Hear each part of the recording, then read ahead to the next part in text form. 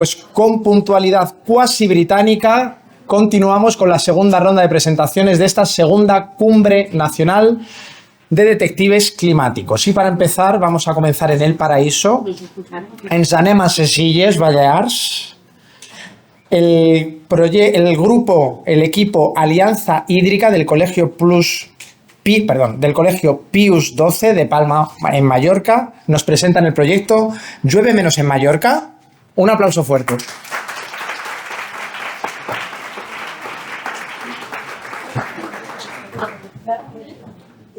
Mira, tenéis ahí un reloj, ¿vale? Para que veáis cómo nos queda. Ahí. Son las ¿vale? Y esto se pasa al ¿vale? Y el puntero, ¿vale?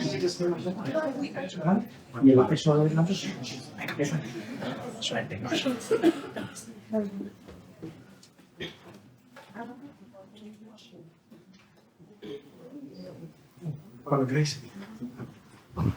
Good morning, ladies and gentlemen. We are Neus, Leo, Nadine, Daniela, and I am Alex. Well, first of all, we wanted to thank a few people. The most important is our teacher Maria Jose, who is here in the public today, and well, she gave us the chance to participate in this project. Well, then there is the IBES team, who has helped us to improve our project and make it better. And lastly, the jury who selected us, thanks to who we are here today. Well, as it was said, we come from Mallorca. It's an island here in the Mediterranean, and we are from the Colegio Pius XII. Well, Mallorca, well, we love Mallorca. It's a beautiful island. We have a lot of beaches. We all have mountains, but we have a lot of tourism. That has to be said. Well, so Mallorca has a problem. Water. Mallorca has no rivers, and it's an island, so it's hard to be taken the water from other places. We depend on reservoirs and groundwater for our water, which in turn depend on rainfall. Over the last few years, we, the inhabitants of the region, have noticed that it rains less and less, and the question has appeared: is it really raining less in Mallorca? Well, we have centered in the two biggest reservoirs in Mallorca, because underground water is more hardly to see, it's more visual. So these are the Goldblau and the Cumbre. And well, we wanted to share our results with this poster, with it here. Well, to this poster, we have analyzed rainfall data in Mallorca from 1991 to 2026. To do so, we have used information from AEMET, Conselleria de Medi Ambient y Territori, images from Sentinel-2, and EOS Data Analytics. First of all, we have collected real data of rainfall in Mallorca. Then we have compared different years to see if there were any important differences. To continue, we have classified the amount of rain in 3 different groups to compare them. Finally, we have analyzed the winter from 2024-25 to compare it with the average between 1991 to 2020. Moving on to the rainfall evolution, we have observed that the historical average is of 120 millimeters. Meanwhile, the average from the winter from 2024 to 2025 had an average of only 60 millimeters. This means that it has rained approximately half the amount that it should. In this graphic, we're able to see how, lastly, there has been a general downward trend, and that each time drought periods are more common. Then we have analyzed the Cumbre and Goldblau reservoirs, essentials in Mallorca, since we have no rivers. In the last 12 years, we have observed irregular high and low peaks, but in general, there is a worrying trend. Levels go down faster and take longer to recover. This means that not only is it raining less, but we also have fewer long-term water reserves. If this situation continues, we could have more serious problems in the future.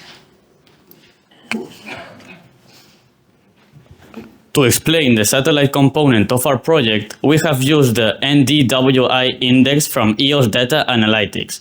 This index is used to detect water from space. In this graph, we can see that there is moderated drought in 2025, That's what we have already seen before in the rainfall data. Some of these consequences can be harmful for sectors like agriculture. Some of these problems could be loss of biodiversity, increased forest fire chances, and increase in water prices. Finally, we would like to present our conclusions.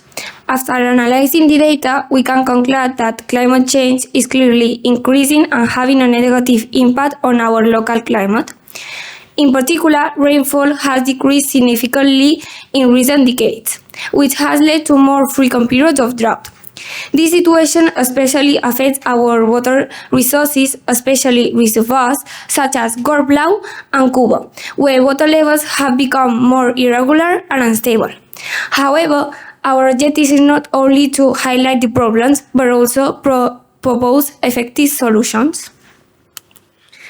So, what actions can be taken? It is essential to protect and preserve local forests, repair leaking pipes, and regulate water consumption in the tourism sector. We understand that some of these measures may seem difficult, so we ask ourselves, what actions we can do as students? We can raise awareness by presenting our poster to other students in our school, helping younger generations to understand the importance of this issue. In addition, we can share our work on social media platforms such as TikTok, Instagram, to reach a wider audience and spread our findings. So that's what we did. We created an Instagram account to share our investigation. So if you follow us, you will help us to bring to light our solutions. And, well, are there any questions?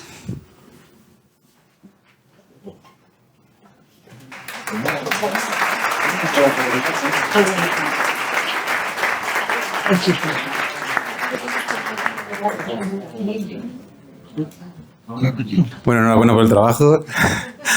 Haber hecho la exposición en inglés es un plus que creo que todos tenemos que valorar.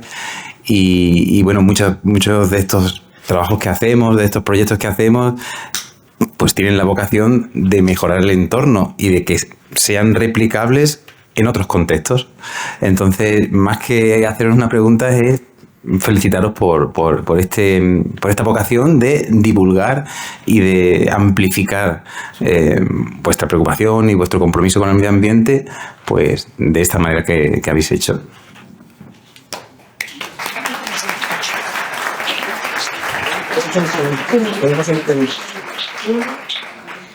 And remember, without water, there is no life. Without action, there is no future. Thanks for your attention, and we hope that our project will bring this issue to light. ¿Algo más? ¿Todo bien? Venga, muchísimas gracias, equipo.